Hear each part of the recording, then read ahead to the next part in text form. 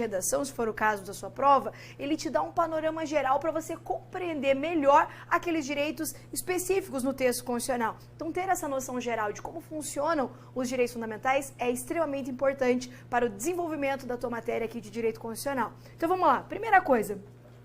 A Constituição Federal ela é dividida em títulos, né? Eu tenho o primeiro título, que são os princípios fundamentais, eu tenho um segundo título, que são os direitos fundamentais. Os direitos fundamentais, eles se dividem em 5 grupos. Eu tenho 5 grupos que eles, em conjunto, formam um núcleo chamado direitos fundamentais. Quais são eles? Eu tenho o primeiro, que são os direitos e deveres individuais e coletivos, basicamente todos aqueles direitos previstos no artigo 5º da Constituição Federal. Então, o artigo 5º, o famoso artigo 5º da Constituição, ele é uma das espécies de direitos fundamentais. Eu ainda tenho os direitos sociais. Os direitos sociais, eles estão elencados a partir do artigo 6º da Constituição Federal até o artigo 11, tá? Do 6º ao 11. Eu tenho ainda direitos de nacionalidade. Nacionalidade, você vai encontrar no artigo 13, artigo 12 e 13 da Constituição Federal.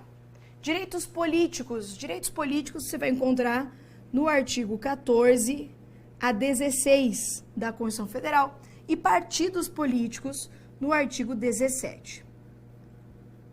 Todo esse grupo aqui de direitos forma os chamados direitos fundamentais. É claro que os direitos fundamentais não estão apenas aqui nesse rol, não é apenas o artigo 5º, não é apenas o artigo 5º ou 17. A Constituição ela está cheia de direitos fundamentais previstas em todo o seu texto, mas esse aqui é o título constitucional chamado Direitos Fundamentais, apenas uma divisão técnica que a Constituição fez, ok? Então, antes da gente estudar cada um desses direitos, a gente precisa entender como os direitos fundamentais surgiram. E os direitos fundamentais não surgiram assim do dia para a noite. Ninguém surgiu, acordou um belo dia, cheio de direitos, cheio de garantias, como hoje nós temos na nossa Constituição Federal. Não foi bem assim.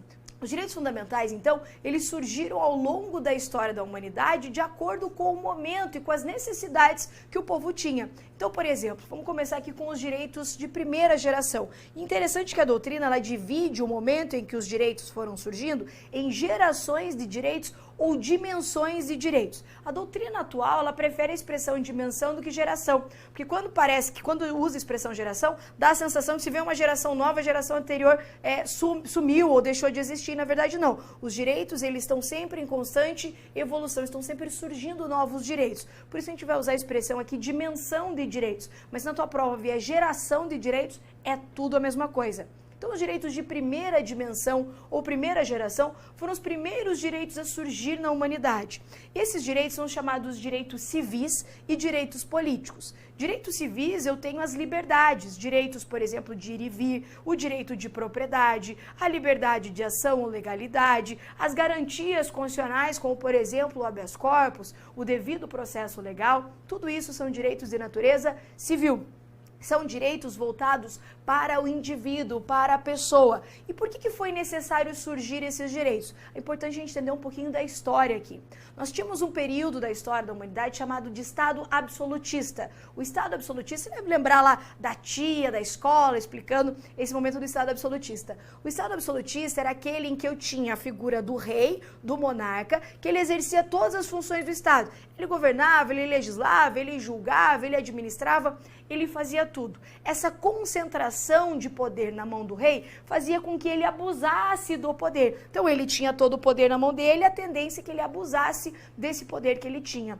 E ficou isso durante muitos anos, até que surge uma classe nova chamada de burguesia. A burguesia, ela não tinha um poder real, ela não era parte da nobreza, né? Ela não tinha esse poder de status social, mas ela tinha um poder econômico. E a burguesia surge, você sabe da história, das grandes navegações, formação das feiras, etc. A burguesia surge e ela tem dinheiro. O rei quer dinheiro, o rei quer relação com quem tem condição financeira. Aí a burguesia fala assim, beleza, rei, você quer o meu dinheiro? Quer. Então assim, ó, eu preciso que você me garanta direitos. Aí os direitos de primeira geração, então esses primeiros direitos que surgem, eles surgem contra o Estado. Por isso que eles são classificados como direitos de liberdade. Importante você entender, porque senão você vai ficar decorando coisas que você não precisa decorar. Você tem um monte de outras coisas que você precisa decorar, menos isso aqui. Então os direitos de primeira geração são direitos voltados para a ideia do Estado não faça. Imagine um Estado opressor, um Estado que restringe coisas das pessoas, que abusa do seu poder, já que ele está concentrado muito poder, e ele tende a realizar dessa forma. Aí eu chego para ele e falo assim, Estado, eu preciso que você me dê liberdades. Por isso que os direitos de primeira geração são direitos relacionados ao valor e ao ideal liberdade. Ou seja, aqui o Estado, ele deve não fazer as coisas, certo? Eu posso elencar aqui, dentro do momento histórico do surgimento dos direitos de primeira geração, as grandes revoluções burguesas. Tá? Então, o que marca o surgimento dos direitos de primeira geração, de primeira dimensão? As revoluções burguesas. E, consequentemente, toda a revolução ela vem acompanhada depois de uma declaração, de um ato que declara direitos. Então, tivemos as revoluções burguesas e eu tive declarações na sequência. Por exemplo, a Declaração Americana de 1776, a Declaração Francesa de 1789. Então, eu coloquei, inclusive, outros marcos históricos aí no seu material. Mas esses dois aqui são os que mais aparecem em prova. Então, os direitos de primeira geração, ou primeira dimensão, relacionados ao valor liberdade. A ideia é limitar o poder que era absoluto do Estado. Aqui, pode vir na sua prova, a expressão liberdades públicas, certo? E por que direitos políticos? Porque a burguesia, para poder ter assegurado direitos, ela começou a exigir participação no poder legislativo do Estado. Você sabe que é apenas a lei que pode te dar direitos e garantias, direitos ou te determinar obrigações, sim ou não? É a lei que pode dizer, você tem direito disso, você tem direito daquilo. Logo a burguesia falou assim, cara, se eu quiser me defender do Estado, como que eu me defendo do Estado? Através da lei. E é assim até hoje. É apenas a lei que forma um escudo contra a opressão do Estado. Por que o Estado não pode invadir sua casa e ir lá pegar suas coisas? Porque existe uma Constituição, uma lei que te protege. Então a burguesia percebeu isso, falou assim, cara, eu preciso participar da formação da vontade da lei. Por isso que ela exige o exercício de direitos políticos, podendo, por exemplo, se candidatar a cargos eletivos, ok? Grava assim, direitos de primeira geração, direitos civis, liberdades voltadas para o indivíduo e também exercício de direitos políticos. Aqui, então, com o surgimento dos direitos de primeira geração, cai o Estado absolutista e surge o chamado Estado liberal. O Estado liberal, então, é aquele que não intervém nas relações econômicas, ele não fica preocupado com as relações entre particulares. É um Estado que não faz, é um Estado que não impõe a sua vontade nas relações privadas. Até que, ok. O problema é que esse Estado, esse modelo de Estado, que aparentemente era perfeito e ideal, começa a produzir inúmeros problemas sociais. Isso porque vamos pensar como é que funciona um Estado extremamente liberal, como era o caso dessa época.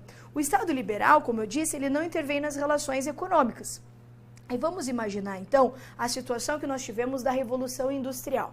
A Revolução Industrial, então, foi o surgimento do desenvolvimento econômico, né?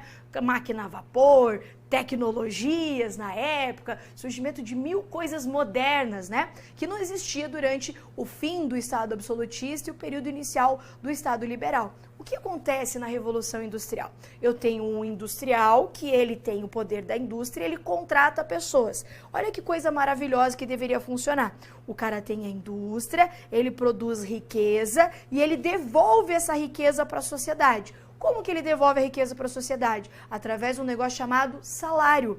Então, eu uso a sua mão de obra, eu exploro a sua mão de obra, mas eu te devolvo isso através de um negócio chamado salário. Todo mundo ganha dinheiro, todo mundo fica feliz, a riqueza é produzida e todo mundo fica bem. É isso que acontece? Não é isso que acontece. O que o industrial começa a perceber?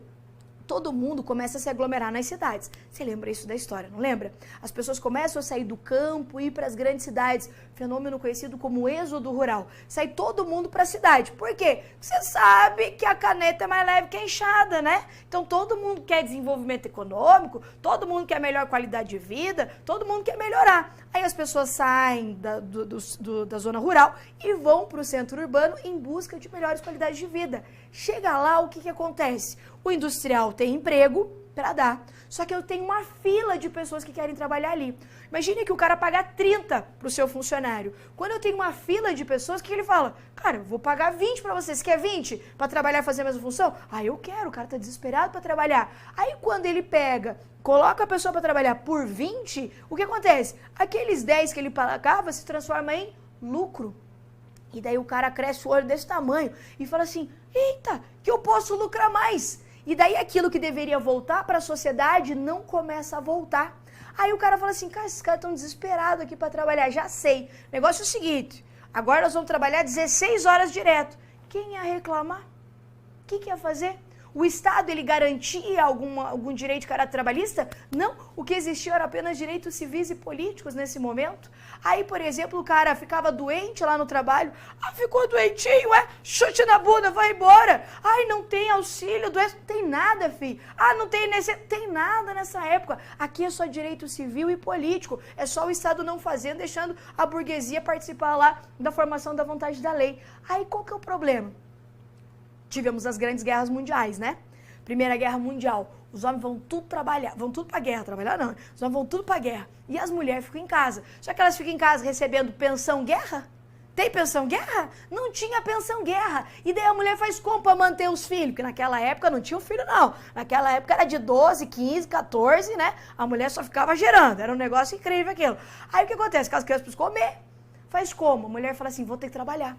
E a mulher vai, então, substituir o homem na indústria. Só que o dono da indústria fala assim, ô, filhona, você não faz a mesma coisa que o cara faz, não. E lembra que ele já tava pagando 20 pro cara, né? Pra você eu vou pagar 10. Porque você é mulher, você é mais frágil. Aí eu vou te pagar 10. Aí a mulher faz o quê? Tem que alimentar as crianças. Trabalha 10. Só que pra ela poder conseguir pagar ou se manter, ela tem que trabalhar o dobro. E daí eu tenho jornadas absurdas de trabalho, inclusive muitas vezes com as próprias crianças trabalhando, trabalho infantil, etc. Ou seja, a sociedade estava um caos. Aí eu tive a concentração de riqueza, muita riqueza, na mão de pouquíssimas pessoas e uma miséria generalizada. O povo aguenta um pouco, aguenta um, aguenta dois, aguenta três. Quando o povo não aguenta mais, é a hora da chamada revolução. E eu tive, então, aqui as revoluções trabalhistas. Aí aqui eu tive as primeiras guerras não, né? As primeiras greves, a formação de sindicatos, as pessoas precisavam se organizar, os trabalhadores precisavam se organizar para brigar por melhores qualidades de vida. Veja que essa mulher, ela não tinha onde deixar essas crianças. Ah, eu vou deixar na creche, vou deixar na escolinha. Que escolinha? Eu tinha escolinha aqui não. Aqui não tinha direito social ainda. Com essas revoluções, é que o Estado, então, deixa apenas de não fazer para se transformar em um Estado que precisa fazer, que precisa assegurar direitos. E é isso que acontece, então, esse é o momento, é o contexto histórico do surgimento dos direitos de segunda geração ou de segunda dimensão. Ele surge, então, em decorrência das revoluções trabalhistas, organização de sindicatos, movimentos grevistas, em que ficou assegurado, então, com o surgimento desses direitos, direitos de natureza social, direitos econômicos e direitos culturais. Aqui o valor não é mais liberdade. Aqui o que a sociedade quer é igualdade social. Veja que eu tenho muita riqueza aqui e miséria. Como que eu faço para tornar essas pessoas iguais? Eu preciso dar direitos para elas. É só assim que a gente faz igualdade entre pessoas diferentes. Então eu tenho aqui o cara muito rico, eu preciso fazer com que esse cara melhore. Como que eu faço? Eu dou direitos para eles. Eu asseguro condições de igualdade material, de justiça social. E é isso que acontece nesse período. Por isso que surgem esses grupos de direitos sociais, econômicos e culturais. Aqui o Estado não é um não fazer, deixa livre, não. Aqui o Estado tem que dar. Aí por isso que o Estado tem que dar educação, tem que dar saúde, tem que dar alimentação, tem que dar moradia, tem que dar condições boas de trabalho. Essa é a função do Estado. Cai aquela figura do Estado 100% liberal para o surgimento de um novo modelo de Estado, que é o Estado de bem-estar social. Marcos históricos aqui para a nossa prova: Constituição Mexicana de 1917, Constituição de Weimar, que é a Constituição Alemã de 1919. Nesse mesmo momento eu tenho o surgimento da OIT, que é a Organização Internacional do Trabalho, ok? E como eu disse, né, não é porque veio os direitos de segunda dimensão que acabou os de primeira, não, eles vão se acumulando. Então hoje eu tenho primeira geração, eu tenho também os direitos de segunda dimensão e ainda eu tenho direitos de terceira dimensão. Os direitos de terceira dimensão, eles se diferenciam um pouco dos demais, porque aqui eu estou diante de direitos difusos ou transindividuais.